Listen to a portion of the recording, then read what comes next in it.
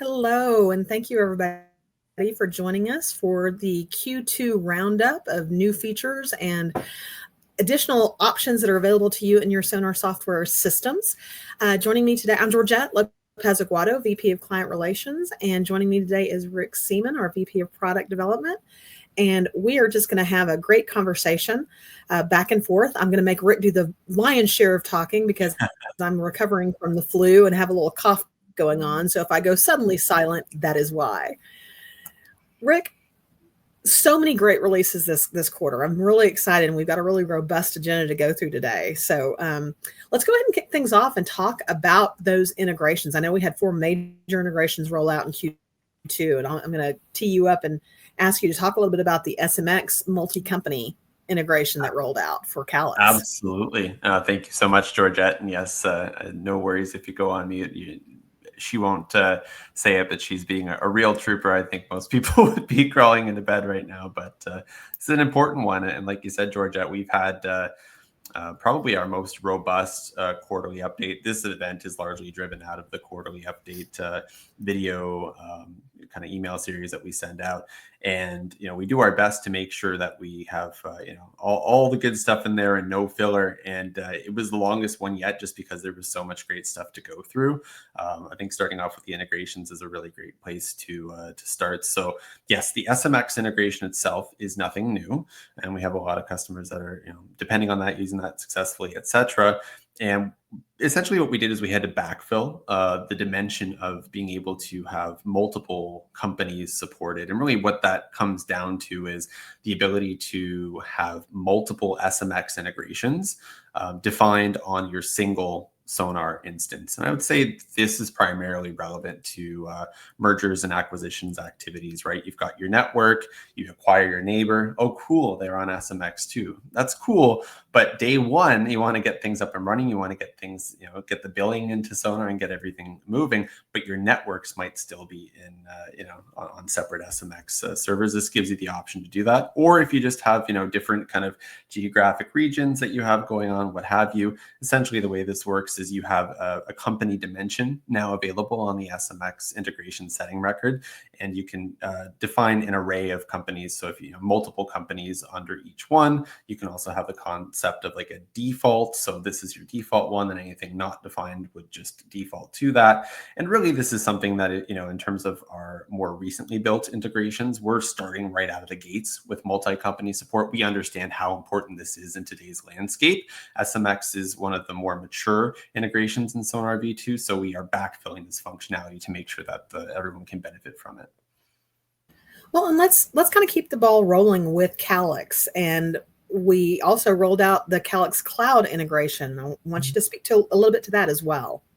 Absolutely. So this has been a highly anticipated integration. This has been a real labor of love, a joint effort between the Sonar team as well as the Calix integration and partnerships team. We're a proud Calix partner, and this was a really great collaboration between the two organizations to really bring value to this. Some of the customers that have been using Calix Cloud and Sonar separately, there was kind of a more rudimentary approach where you could have basically a report-driven periodic update where, yes, Sonar is still the record of truth, but it kind of is like a nightly dump of information, and it's nowhere near real time. And it was pretty basic in terms of the fields and data that it included. This is a huge upgrade when it comes to that. And yes, it is multi-company, like I had talked about, built from the ground up. But this is, an API-driven, near real-time integration where Sonar is established as your record of truth, and there's dozens and dozens of fields that are populated and mirrored over from Sonar into the Calix Cloud ecosystem to really drive that information. So obviously, there's different flavors of Calix Cloud products, the Service Cloud, Marketing Cloud. This is built to drive all of those and drive them all really successfully. So we talked about this and kind of debuted this when we had our integration partnerships day. So we had Calix on and we were able to talk about it there. We go in more in depth. So I would suggest maybe checking out our YouTube channel. There's a snippet of that discussion with the Calix team. That's really great. We had Merritt and Charles on there, and we went and into more depth of kind of exactly how it works. But like I said, it establishes Sonar as a record of truth. And, as you make updates to the relevant records and fields in Sonar, pops those over to the API in real time, and it makes sure that your Calix cloud is up to speed. And then also there is a really handy deep link where you can click and jump from the account to the associated Calix Cloud subscriber page. So that's just a great way to make sure that you're only one click away at any given time to be able to do in those more sort of in-depth workflows within the Calix Cloud ecosystem. So this is live today. I know that Calix has kind of a graduated entry. They've got a plan in terms of how the adoption looks on their side. So if you're interested in adopting this, your best course of action is to reach out to your Calix representative, let them know that you're interested, and they'll take care of the rest. This is something where we basically need to activate it in your account. So by default, you won't see access to set this up. That's the warning behind it, because Calix basically needs to set the table on their side. So there's an order of operations that we need to go through, and that's kind of the first step in that order of operations, letting them know. They'll tap us on the shoulder, we'll turn it on in your instance, and everything goes from there. And you can find that information in our knowledge base as well under docs.sonar.expert, kind of the order of operations if you forget after we log off today. Good point. Yep. All right. So number 3 on our big integrations list for Q2 is the Vetro Fiber Map update, the V3 of the integration with Sonar. Tell us a little bit more about that. Yeah, this was actually a pretty significant update. I'll try and speak to it from a couple of different angles. So if you are familiar with the functionality of kind of our existing integration between Sonar and Vetro Fiber Map, the functionality is much the same. It's everything happening under the skin that has changed. So basically, we were early adopters to integrate into the Vetro ecosystem. And at the time for authentication, there was only a user level API token available. So that's what we had built our integration around. And since that time, the Vetro team did some really, really great investment in a new approach on their side, some more efficient API endpoints, and a specific integration level token, which is more appropriate for authenticating and an integration of this depth in nature. So with that came the fact that we had to refresh our integration. We had to align it to their new API, and the functionality largely stayed the same. So again, I won't go into incredible depths there, but it kind of marries your different concepts from one ecosystem to another. So you've got your service locations on the Vetro side, and you've got your serviceable addresses on the Sonar side. You've got your plans on the Vetro side, and you've got your network sites on the Sonar side. So it brings those together. Real-time updates, two-way synchronization is something that was kind of layered in as well to make sure that you kind of, especially from the locations, it's so important. You've got that kind of dual record of truth thing happening, where if one thing gets updated over here, it's mirrored over, and vice versa. That was really important for both teams to get that in place. So again, if you happen to already be using the V2 or the original integration, the functionality that you're already familiar with is much the same, but you do have to undergo a fairly straightforward conversion process. And again, our knowledge base has a really great article that kind of walks you through what that process looks like. It was designed to be a self-guided process, so you don't need to engage anybody necessarily from Vetro or Sonar to make it happen. But that's going to get you on those new endpoints, and it's going to take advantage of that kind of performance and scalability that their updated V3 API provides. And if, on the other hand, you're not yet utilizing the integration, so you weren't using the V2 integration, you're going to jump right into V3. Of course, that option is there for you as well. Perfect. Speaking of extending something that we already had in existence, Sonar Pay has been just picking up steam across the United States, and now we've been able to roll out Sonar Pay in Canada. Let's talk a little bit about what that looks like for our customers. Absolutely. So with the payment stuff, obviously there's kind of two really important pillars. There's the part that is important to the people that are attending this event, and that is, well, how does it work? What does it do? What are my rates? All that good stuff. And the Sonar Pay product really does a great job of having a tailored, really thoughtful solution that it doesn't have that gap for things to fall in between.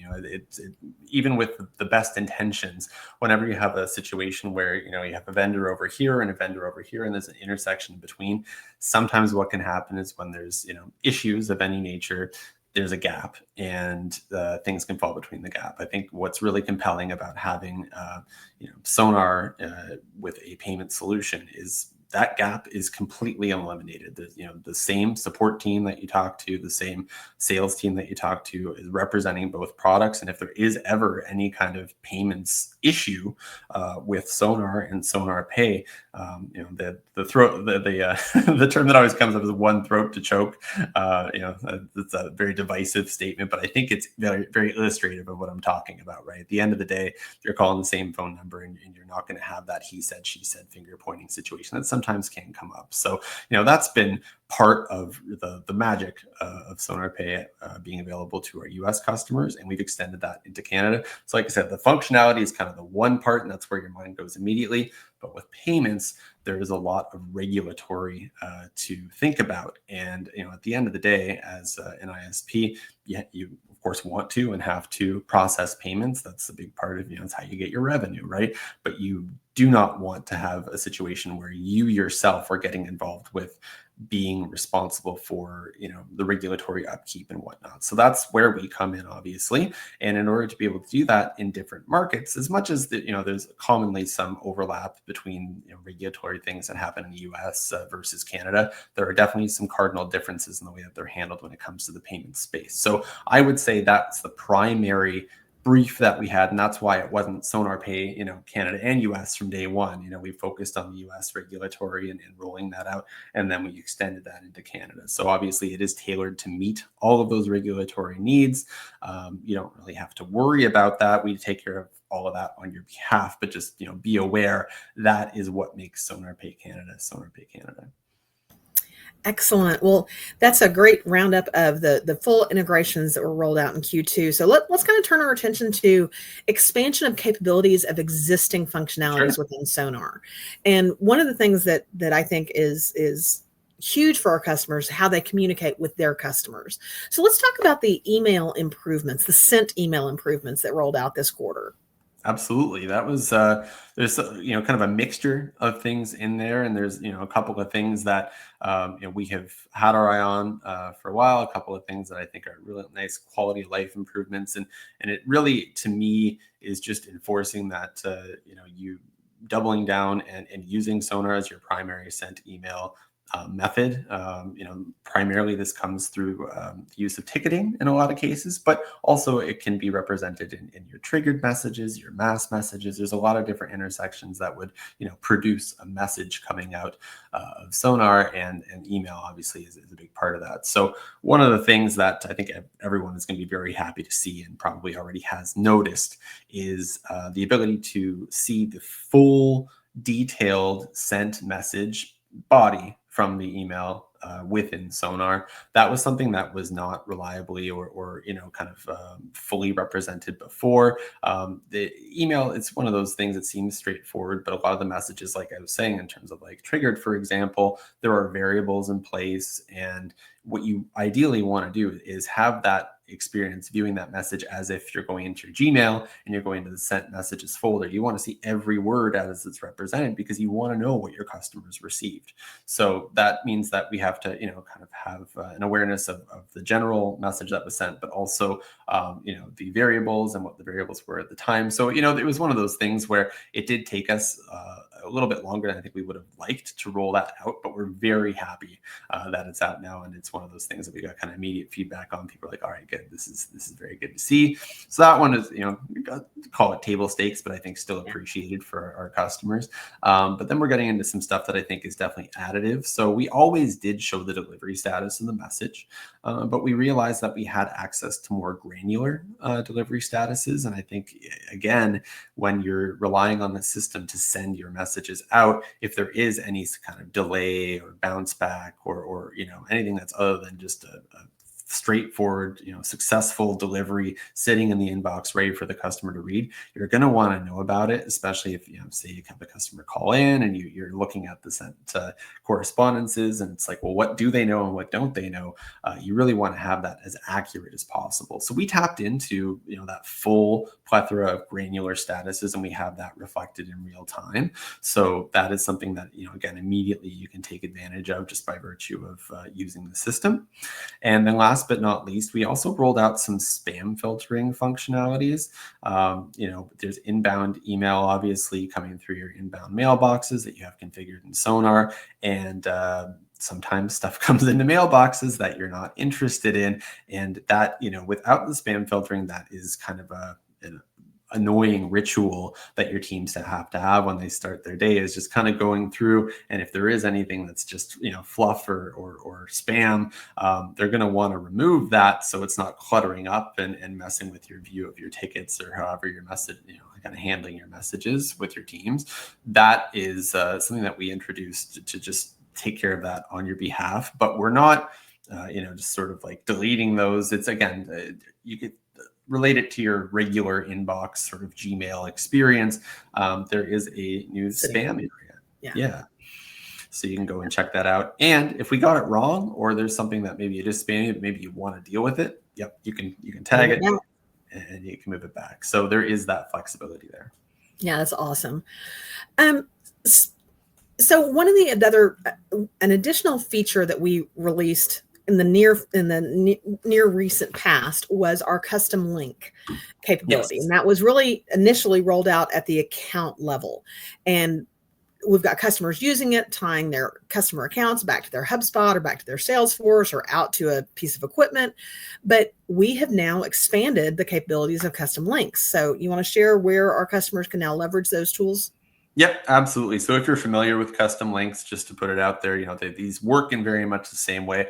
But to Georgette's point, you've got different entities that you can assign these to. And I think that's really important because you want these links to be logically as close as possible to the related area in Sonar, the related record in Sonar that they're going to be kind of based off of. So serviceable addresses, that was something that makes an absolute ton of sense. And you have unique things that you want to sister to that, you can do that. And network sites as well. We've extended that too. So again, if you have any kind of scenario where you have third-party systems, or sometimes even automations can be driven out of this custom links functionality, it's been really great to see actually how customers have taken this and harnessed it and put it into motion. Some really, really creative solutions have come out of the back of this, and that we intentionally made it very flexible. I had a customer say that they're going to use those custom links for their security system, so that when they're looking at their towers, they're going to be able to connect a link to the tower to be able to see the videos feed on their tower location. I thought that was just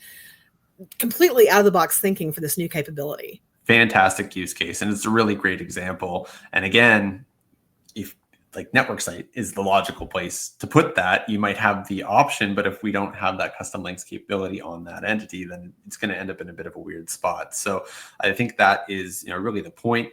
And I guess I would say, if you've been adopting this feature and you've been using it, and now that you know that it's in network sites and it's in serviceable addresses, you might be thinking, man, I really wish it was here.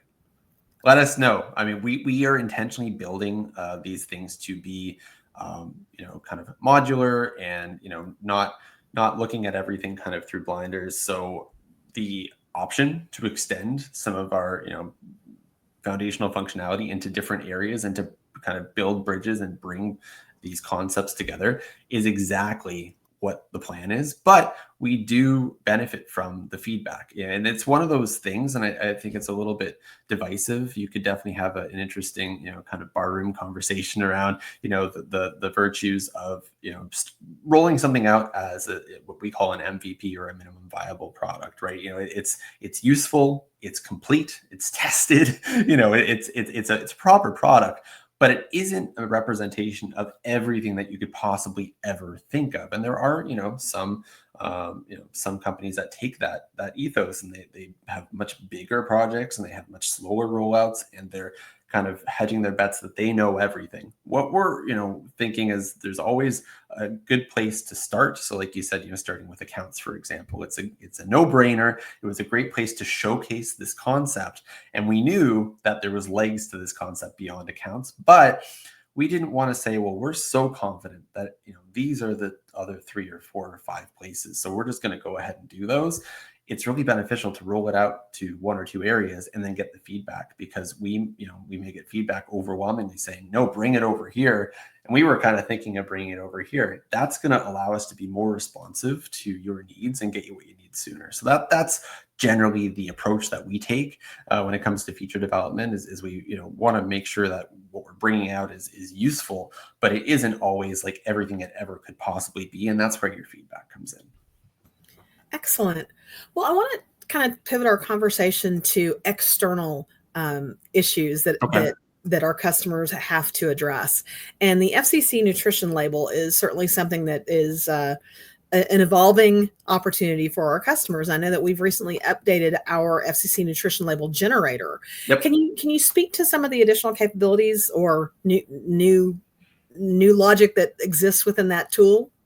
Totally. Yeah. So what was helpful is, and for those that aren't aware, and obviously this is specific to our US customers, there was the initial rollout of the nutrition labels, and we had decided, we wanted to answer the call. We had built our tool, and we ended up rolling it out in a way where it's very useful to our customers, obviously, and we have reports within Sonar that will kind of help you to drive the information and to generate the labels. We said, hey, we put in all this work. It would be arbitrary for us to kind of relegate it and gatekeep it to our customers. So we put it out there for everybody. It's a free tool. You can use it. Obviously, our customers have a leg up because they have those reports that really kind of shortcut getting the information together. But it's available to everybody. And we wanted to be responsive and early, which we were, I think. But what that ended up meaning, they say no good deed goes unpunished. It was kind of one of those scenarios, because basically as the paint was drying on this tool that we brought to market, the FCC came out and said, actually, we have a new format that we're bringing out. And it's the same, but it's different. What? The goalpost changed? Inconceivable. With regulatory, never, right? First time for everything. Yeah. So that did happen. Now, what was, helpful, I think, for the consumer and for the operators is that when they came out with this new format, they didn't say, and we're discontinuing support of the old one tomorrow. They kind of left it open. And it wasn't until recent where they drew a line in the sand. They said October 10th of 2025, we're no longer going to be viewing that initial format as being acceptable. So that helped us to know, okay, when we didn't want to leave it too long. So we prioritized this project to modernize the outputs of this tool to align to the newer format. What were the changes? I mean, there were a bunch of changes, again, and not to be a broken record, but we do pride ourselves on the knowledge base and really kind of putting that information in there. So you can go and you can see also there's lots of great information out there, the FCC themselves, but it's things like ACP was discontinued, sadly. So, there was no need to have that information showcased on the label, and it just wasn't relevant. So that was removed. And there were also just some kind of tightening of some of the concepts around taxation and like bundle logic and that sort of thing. And it was, I'm sure, a lot of it based on feedback that they got and just furthering the intention of the labels in general. So we obviously aligned. This is one of those things. It's not a creative exercise, and any creativity, creative liberties that we take, it's really only going to be to the disadvantage of the people that use it. So we are aligning 100% to the specification that the FCC provides. That is what this is meant to do. So that makes our job very easy in a sense that, there's no subjectivity there. We're just producing what they tell us to produce, and that's what it does. So just to note, we did, when we rolled out that update, it was just kind of a before and after thing. So when we updated it, it just generates the labels in the new format. We had weighed kind of the pros and cons of having a setting to kind of generate them in the old versus the new, knowing that it's coming up in October when you have to align to it anyways. Accommodating and developing for something that was going to be obsolete didn't really seem like the right move. So we made that update, so anything it spits out now moving forward is going to be in the new format. Obviously, the only real kind of consideration there is if you already have rolled out the labels and they were on the initial format, and then you were to say you added a service and you wanted to generate a one-off label for that service, then your new one's going to be on the new format. The old ones are going to be on the old format. So, That's a great kind of, call-out. Yep. And I think it's just be aware of that, it may encourage you or kind of force your hand a little bit to modernize the rest of your labels, which hopefully isn't too onerous of a process, but it needs to be done by October 10th anyways. Once it's done, it's done.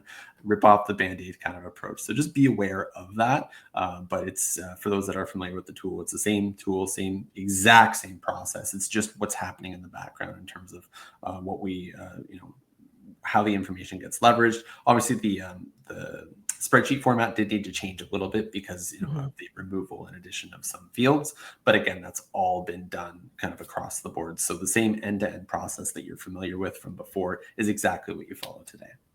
And super easy to find the generator. It's on our website. It's a free tool. You don't have to be a Sonar customer to leverage that tool. So go out, do good things, meet your regulatory requirements by the FCC. Absolutely.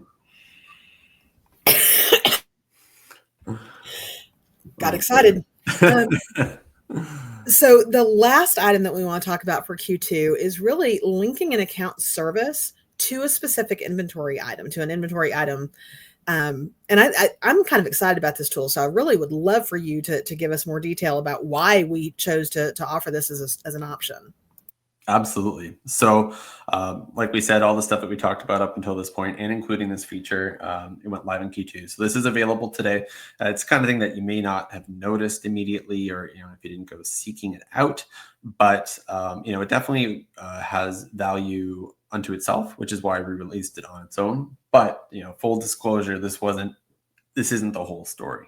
This is a foundational kind of order of operations table setting thing to bring us towards another very exciting update that we're currently working on right now. I'll leave that as a cliffhanger for now while I talk about this, but trust me, we'll get to that. I think we'll probably follow with that. Yeah, because I'm going to ask. Yes, exactly. You won't let me get away with that. So more to come on that. But yeah, the ability to link your account service to an inventory item.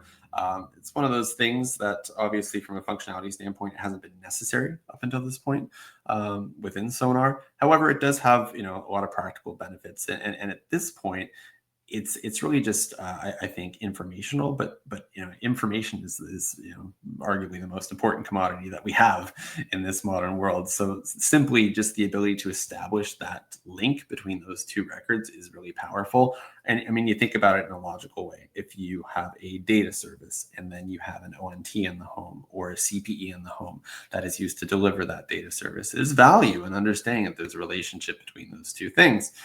Similarly, if you have a managed Wi-Fi service and you have a router in the home, being able to connect those two together and understand definitively that this hardware drives this service or this revenue. Reporting on the back of that is really powerful, and it's also helpful just for your agents. And even think about it. It's really easy when you're designing this stuff to kind of picture your optimal user that knows everything and has been around, and But reality is, you're constantly hiring and expanding, and your business is changing. You've got new hires coming in. They don't necessarily know that an ONT is what drives the service, or that the router is what drives the Wi-Fi. And having that be in Sonar can be beneficial just from a info standpoint. So that is available today. Now, one of the things about these new concepts that kind of link together existing records is you might have tens of thousands of records in Sonar. And it's like, that's really cool, Rick, but you're telling me I got to go through one by one and put these links in. And the answer is not necessarily. And we definitely thought about that, and we essentially preempted it. So I believe it's under the model. And again, if I'm wrong, the knowledge base is right. But I think under the model, inventory model, you can go and under kind of the down caret menu, there is a mass link tool.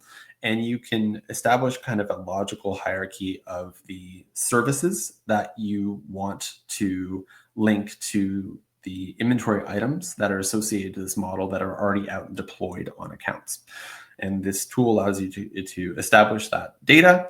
And then once you're happy with it and it all makes sense, one click and it will go out and proliferate and add all of those connections in bulk. So, no, you don't have to go and painstakingly do that as long as there is kind of a logical connection. So again, back to my managed Wi-Fi example, if you've got, 1 or 2 managed Wi-Fi services and you've got 1 or 2 routers or extenders or whatever, you can easily go through and paint with broad strokes and kind of, get those links established and set the table. Set the table for what? Glad you asked. But wait, there's more. There's definitely more. Yeah. So as helpful and as useful as all of that is that I just described, it wasn't just kind of a inspiration in a vacuum. We are, and we're at the tail end of the development on this. This is something that is coming relatively soon, which is exciting. We're going to be rolling out the ability to bill and, provision in a lot of cases, multiple account data services on the same account. And that is something that is new for Sonar. There has been a foundational one-to-one relationship restriction between account data service and account. So in other words, you can sell one data service. Now, just kind of a pedantic little qualifier, you've always been able to sell a quantity greater than 1 of the same data service on an account. But what I'm talking about is selling a platinum service and a silver service to the same address. And there are lots of valid reasons why one may need to do this. It could be that you are just selling it, like a lot of the time you're thinking, okay, well, even if it's a basement apartment, that's going to be unit 2, right? Shouldn't that be a separate account? And yes, if that's the case, it should be. But, what if it's an office? Like some work from home employers do not want, from a data security standpoint, it's a HIPAA thing, who knows, the home internet connection being used for business purposes. So in some cases you come in and you're selling 2 unique services, but it's just a single family home. It's not, unit 1 to unit 2 or unit A, unit B. So that's a valid example. But I think probably the most relevant example that I can think of is primary and backup services. So maybe you run a fiber primary, you sell that, but you back it up with a wireless. Redundancies. Yeah. Redundancy. Exactly. That is obviously going to be to the same location. And those are definitely going to be unique data services in a lot of cases. Maybe, speaking from a past life, what we would do is if we had a gig symmetrical to a business or something, we would back it up with, maybe it's a microwave point to point because they still need to have that bandwidth. But it wouldn't be unlimited, so for the primary one, it would be unlimited and it would be whatever, a couple of $100, a few $100 a month. And then the backup wireless, it's kind of break glass in case of emergency. And you hope you don't need it, but you're glad you do. And then, we would kind of charge handsomely for the usage of that. Those are 2 entirely different services. And you would need to have Sonar to be fully aware of that. And also to know, from a data usage perspective, back to my example that I just gave, if one is unlimited and one is going to be usage-based billing, you need to know the IPs associated. You need to know which piece of hardware is responsible for which connection. And then once Sonar is aware of all that information, we can kind of keep everything straight. So this is, in a nutshell, what we are opening up the doors to do. So the terminology that we are introducing is primary and additional. But I want to make it clear when we roll this out, additional is going to be relegated to 1 additional per account. So it's not like you can sell, 50 unique account data services. It's going to be, your primary and your additional. So it's going to be 1, 2, which based on our feedback and all the requests we've gotten from our customers and our research, that covers off, your 90x percentile of the use cases that are out there. And it's a really great place to start, kind of talking about, our crawl, walk, run ethos that we follow. This allows us to get that feature out sooner and make sure that it's solving the majority of the needs that are out there. But if you're, if you adopt this feature or you're listening and you say, I need 3 or I need 4, let us know. We'd love to sit down with you, understand the nuances and the circumstances behind that. And we're certainly not, we'd love to consider future expansion on this, but just to be clear, it is just the 2 for now. And, again, right out the gate, it's not absolutely everything, but we included quite a bit of coverage. So Radius, if you're using Radius to bring it in, NetFlow, it's going to work with that. LTE and different SIMs, that connections there. Like I mentioned, the IP relationships, even generic MAC addresses, like any of those sort of logical mappings that would then drive those provisioning workflows from that point out. Those relationships are all kind of taken into account. You can see in the UI your different data usage charts. Top offs that are unique per, having all those provisions needed to be added. And we've done that, as well as think about the, kind of these, adjacent concepts like packages. You put your service in a package. So the way that we, have rolled that out, or jobs, if you can have a association between a data service or a service and a job, and it'll add that and it'll bill that as part of completing a job. We added coverage for that right out the gates for the primary service. So for secondary services, those are going to have to be managed manually. But for those primary services, those can be driven through job automations, driven through package automations, full support for scheduled events right from day one. And that, of course, there's a lot of complexity there, because if you're adding what used to happen when you would have, again, that one-to-one relationship, if you had an existing data service on an account and you added a new data service, it would just boot the old one out and it would bring the new one in. Well, what happens now when you add a service and you have this construct of primary and additional? We've accommodated for that also. The screens within Sonar will prompt you, okay, what do you want to do when you add the service? Does it replace the primary? Does it replace the additional? Does it does it do this? Does that? All of that is there, both in real-time workflow and with scheduled events. So there's quite a bit of surface area, quite a bit of coverage right from day one on this functionality. And like I said, this is something that you'd expect to see. And goodness, this year's just been flying by. We're almost through July. This is something that you can definitely anticipate to see, I would say, in August. So just to be crystal clear, it is not out there yet. It is being worked on as we speak, and we would expect to see it sometime in August. Absolutely. Yep. And that we did sort of a very gentle segue into what's coming next there. But of course, with the two so intertwixt, we kind of had to tell the whole story. So hopefully that all makes sense to everybody. Again, there's even more information coming soon on the additional and primary services. And just one final thought, something that popped into my mind. By default, when we do roll this out, this is not going to be turned on. This is going to be gated behind a setting. This obviously does expand quite a bit, and you may not want it or need it. If you're not selling that, and that one-to-one restriction has been working very well for you, maybe that was a selling point for the platform initially. I don't really know. We don't want to just take that away. So this is going to be a system level setting that you can choose to turn on as long as you're properly permissioned, and you can roll it out in your company. If everything I talked about over the last 5 minutes, you're like, yeah, that's cool, but we don't do any of that, just leave it. Leave it as is. Business as usual. You don't have to pick up that mantle. Yep.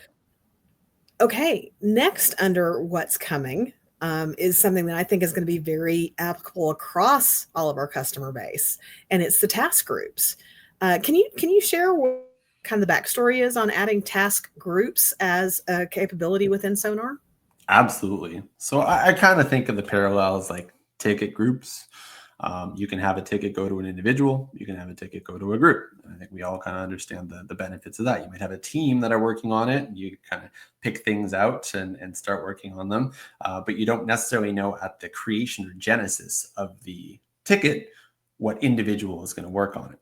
That's very helpful. And with tasks, you don't have that flexibility. You have to, if you're going to assign it anyways, you have to know exactly who to assign it to. Maybe you don't know yet, but maybe you know the group. So keeping that parallel in mind, largely that's the idea here. So we're introducing the ability for you to define groups that then you can assign tasks to, and kind of an underutilized area in Sonar. And maybe that's because there's not a lot of workflows around it. It's just informational. But if you go into your user profile by clicking on upper right hand corner with your little sort of avatar with the color and your initials, in there you can see, you may know this, you may not, what tickets are assigned to me, what tasks are assigned to me. So from a workflow standpoint broadly, this allows you to kind of go in there and see not only what tasks are assigned to you, but what tasks are assigned to your groups.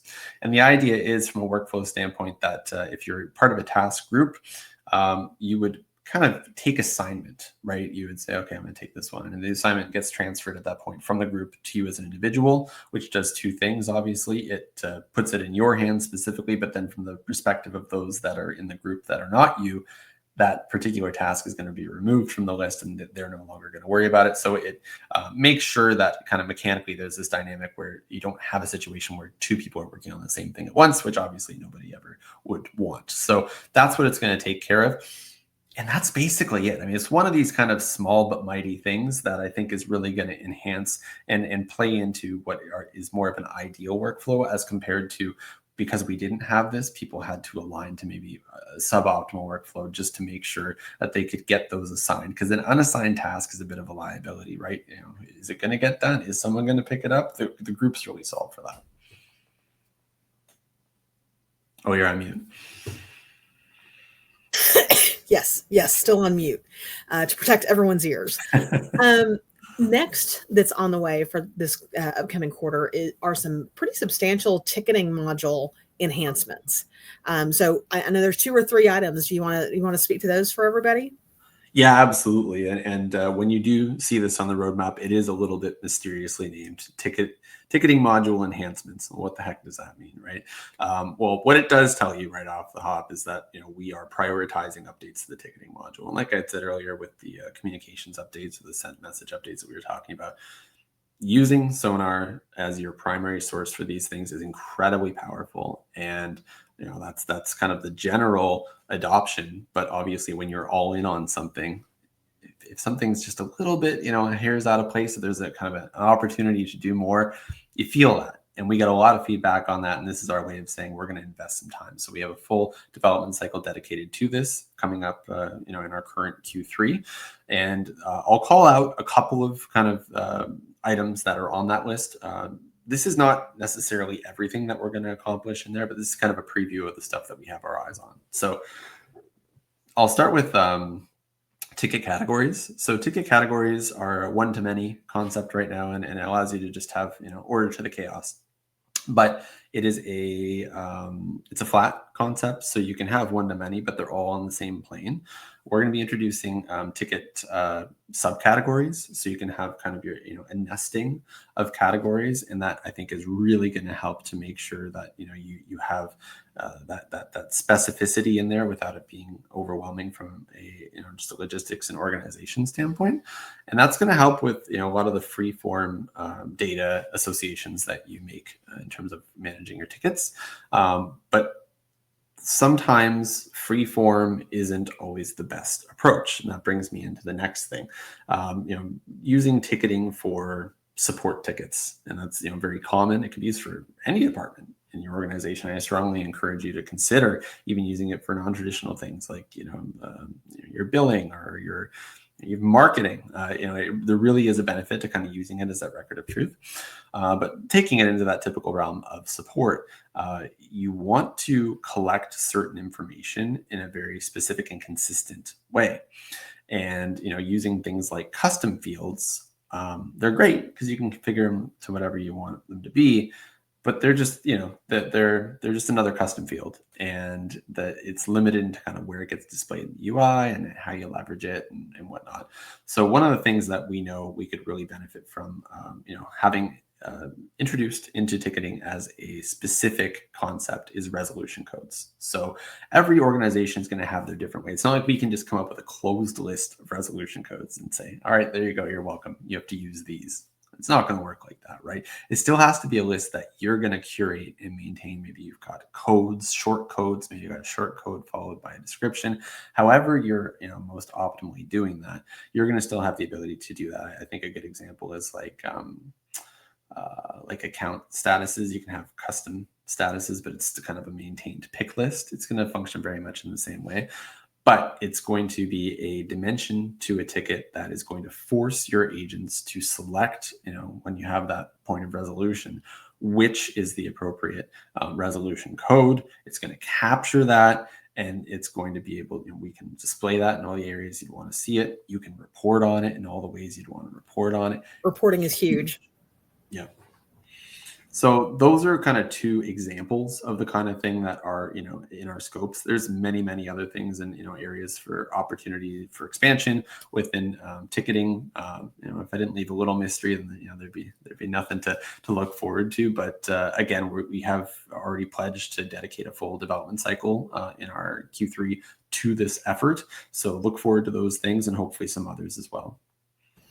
So I know we touched a little bit about communicating with customers earlier, things that went live in Q2, but we also have a new trigger that will be live in Q3. You want to speak to that new trigger? Absolutely. So where to start with this one? So it will be driven, like you said, Georgette, out of the triggered messages area in Sonar. So, in terms of how to manage it and set it up and whatnot, very easy and similar to what you're used to. But it is, it's going to be unique in the sense that it's not going to be triggered from passive things. So usually, those triggers kind of just go out due to other activity. So this is the ability to send a message to your job that the technician's on the way. Something as simple as that is really, really beneficial. And I think, we're in the age of being able to, track the status of your sandwich that you've ordered for lunch, right? Knowing that that your technician is coming and having that level of real-time communication, I think we're past the point of that being kind of nice to have. I think that from the consumer standpoint, it really is expected in a lot of cases, and we absolutely want to rise to the occasion on that. So, and will this trigger be available for both email and SMS? It will. Yep, absolutely. Right from the jump, it will be, and you can send it for one, you can send it for both. And logistically, the way that this is going to work is, just as an example, your technicians in the field, they're using the field app, they're closing off their current job, completing it.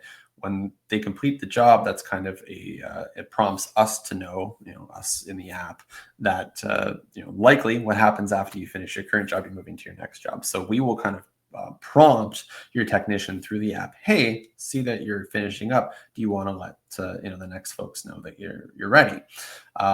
So the reason that that's not likely going to have the option to just be an automatic message. What if they're done for the day? What if they're going to take a 2-hour lunch? Like, Gotta go to lunch, right? Happen, and then it's like, well, what the heck? They said they were on their way. So that's why it is, kind of this careful blend of manual and automatic that I think gives the most accurate results at the end of the day. So it's obviously going to be driven through the apps, and that you could absolutely trigger through the web app as well. Just to be clear, generally most things that happen in the app are also possible to do from the web app, but the most operative workflow would be it, through the mobile phone in the field. And yes, if you prefer an SMS, if you prefer an email, if you want to do both, you can do that. And it's going to work very much in the same way that you're familiar with other trigger messages. All right. Well, on another topic, I know we continue to have our customers serve more and more MDUs. And about a year ago, we launched the anchor linked capabilities within Sonar. I believe we've got a new expanded service that we expect to roll out in Q3 for anchor linked billing. You want to share some details on that? Absolutely. So this is another one of those things where we knew this would probably be important, but we wanted to get the feedback, and we wanted to have the ability to talk to early adopters of AnchorLink to really understand the nuance around how this is best to be implemented, and we've done that. So if you're familiar with AnchorLink, like you said, Georgette, it's primarily to serve your MDU market. It can be used for other things as well, but the idea is you kind of have think of the anchor as your property, and think of the linked as the units. And what you can do is some really cool stuff in there where you inform Sonar of the services and kind of the way that you want to sell them. So you can establish a unique service catalog for that property. So it can be a subset of your existing services that you already have in Sonar. They can have unique names, they can have unique pricing. And then the real cool thing is when you go to an account that's associated with those units and you click add service, we're only going to show you on that pick list the services that you've defined in that Anchor's service catalog. So really, really powerful. Obviously the benefits are there. But we rolled it out only initially for services to be defined within that catalog. So if you're an organization that's leaned heavily into our packages functionality in terms of how you kind of market and serve up your offerings to your user base, that would have been limiting because you can only really lean into the anchor link using individual services, and the package support wasn't there. Quite plainly, this is bringing the two together. So if you're familiar with anchor linked over here, you're familiar with packages over here, we are bringing the two together. So there's not much to say beyond that, other than the fact that this is definitely going to really be beneficial to a lot of our bulk customers. Excellent. A new integration to a major outside resource is on our big board for this quarter, HubSpot. Tell me more about the HubSpot integration. Yeah. So like you said, big platform. And I'm glad, I was kind of looking forward to speaking to this one because it's one of those things where HubSpot is just, it's a million things to a million people. It's infinitely configurable. There's add-ons and plugins and different things you can do. And Sonar also, quite a bit of surface area, quite a bit of stuff. So when you see something kind of just plainly represented as HubSpot integration, your mind goes wild, and it's like, well, what does this actually mean? Is it every intersection possible between everything? Yes, exactly. So not to be the bearer of bad news, but no, this won't be everything ever.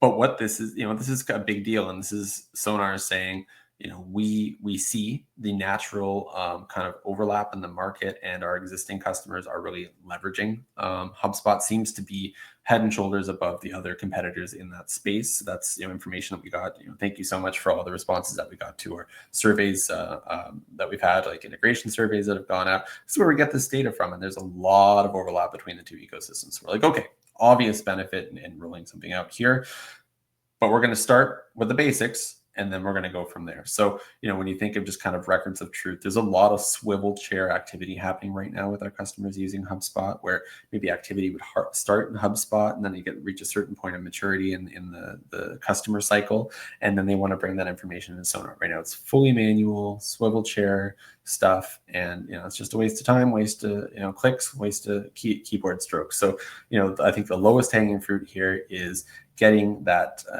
real-time API level automation based on the desired trigger point, the point in that natural end-to-end process to get the information in, so you're not having to duplicate your efforts and type things twice.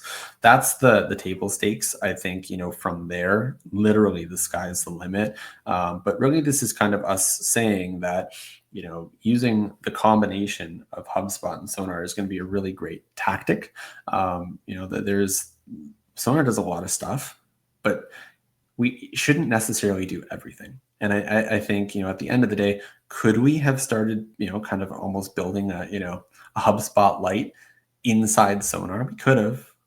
Is that the best use of our time? Like, at the end of the day, HubSpot's incredible. That they're class leading. They have so much to offer. Let them be the experts in that space. And if we establish this, kind of careful intersection by way of this integration that can be added to over time, that's really, I think, the most effective way to bring those two worlds together. So this is kind of a representation of that foundation being built. And if you kind of, as the release notes come out on that, and there was something you were hoping to see on there that you didn't, let us know. This is the beginning, not the end. But I think even the basic functionality that this is going to introduce is going to be game changing for a lot of our customers. Excellent. Well, let's kind of wrap up what's coming in Q3 with two things that our billing module is used by the vast majority of our customers, and there's two major changes coming to this that I think are going to be well received by a lot of our customers. One may not be relevant to some, but the other one I think is going to be relevant to most. So the first one is the 30-day billing cycle, and then go ahead and roll right into the processing fees that we are going to be rolling out in Q3. Sure, absolutely. So the 30-day billing cycle, I won't spend too much time here. This is definitely one of those things that if it's relevant to you, it'll be exciting. I think most of our existing customer base probably won't be looking to, uproot the way that they bill to adopt this.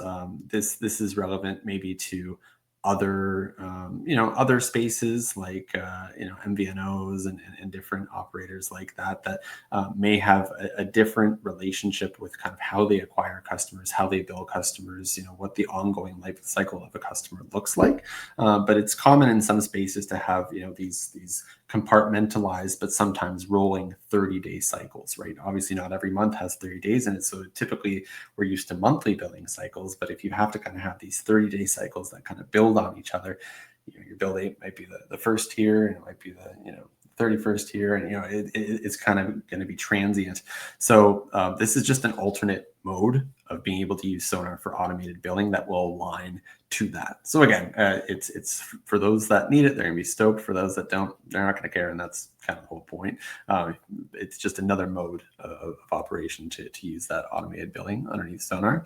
But processing fees, on the other hand, we have dedicated a cycle to investing in this, and you can kind of approach these things one of two ways. You can build kind of features in a vacuum and say, we're going to introduce this specific functionality, but it's only, it's just that chunk of code is only used for that, and it's only ever used for that. But we identified a theme and a really big opportunity, and this comes around, automated fee application. So this is essentially we're building a foundation within Sonar that can be used to drive automated fee application. So that maybe that made sense, maybe it didn't, but in my mind, we're investing in this framework that can be used for many things. So some examples, some practical examples to paint the picture. Surcharges, we hear a lot about that. That is a market-driven thing, a regional thing. Sometimes you were permitted to do that, sometimes you're not. But in terms of like fee recovery of any flavor, whether it's credit card fees, NSF fees, that's another really good one. If you incur an NSF fee from your bank, you're going to want to turn around and retrieve that money from your customer that resulted in that in the first place. There is an opportunity for us to automate that on your behalf, and we would love to do it.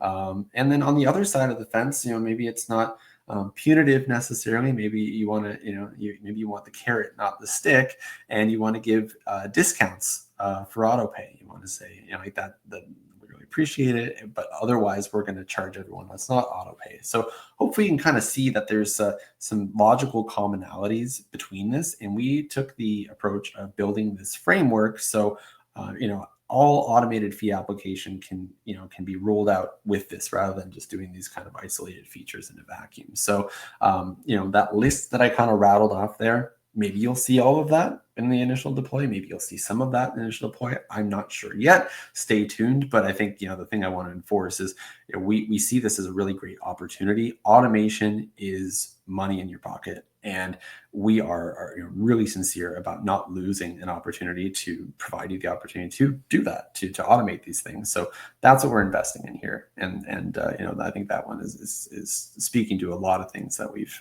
heard from our customers. I know I've sat down with a number of customers, and this is kind of a topic that's come up organically. Well, and I know that our roadmap is available to any of our customers within their Sonar instance under the circle with a question mark, Resource Center, drop down to roadmap. But even our roadmap has a roadmap item coming up. So that's true. Talk a little bit about what our customers are going to see starting August 1st with that roadmap capability, and how they can interact with the roadmap a little bit more robustly. For sure. Roadmap for the roadmap. And you put it that way, but it's true. So you may have received an email just kind of giving you a heads up that the current feedback portal, what we call it, is kind of going offline, and it currently is right now. And that's because it's being replaced with something better. So if you're familiar, obviously in the Resource Center, that's where you would go to see the roadmap. You can go there today. But you're not going to have the updated version, and that's because that's being debuted along with this new feedback portal at the beginning of the month, August 1st.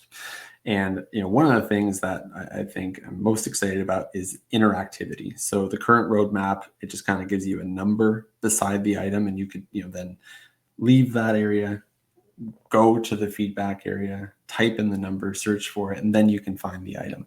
This new platform is going to give you an interactive roadmap. So if you see something that piques your interest, you want to learn more about it, click on it, and then you're not just, stuck to the whatever 5 words I can fit there to give it a title that might describe it. You can have a nice long description that speaks to what it is.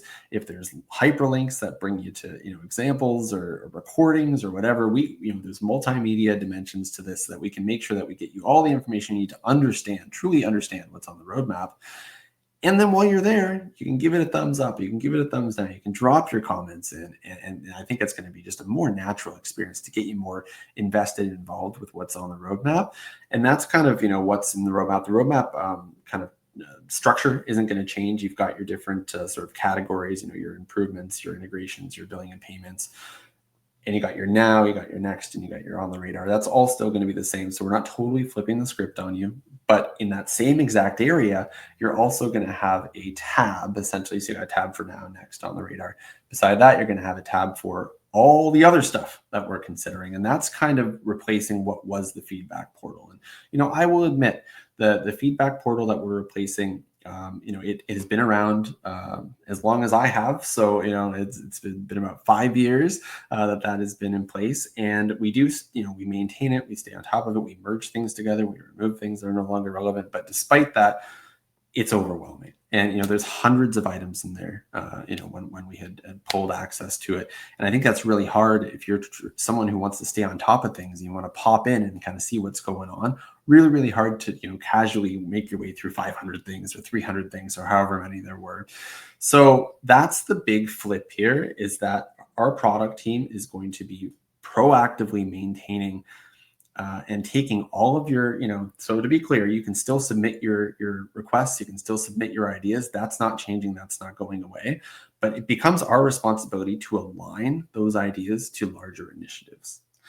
And I think that's the game changer, is those initiatives will be pointed, they will be curated, and there will be few enough of them where you can actually go through without taking a whole day off to go through the portal and read and skim and see what is the future, what are the things that I need to comment on, what do I need to vote on, what do I need to comment on. That's all going to be a lot more tenable and a lot more sustainable. So that's the big thing that's we have to look forward to, and I mean that's coming real soon. So kind of make a mental note, beginning of August, pop into the Resource Center, check it out. And then obviously that is where you'll see the roadmap. So what we spoke to today was all the stuff in the now column. I've left the next up for mystery. So make sure to go in and follow up with that and see all the great stuff that's on next. There's a ton of great stuff, including a bunch more integrations. So you're not going to want to miss that. And I know we're running a little long here, so I'm going to go ahead and get us to wrap up. Rick, I appreciate you doing the heavy lifting this time out. So that I wasn't coughing in everybody's ear.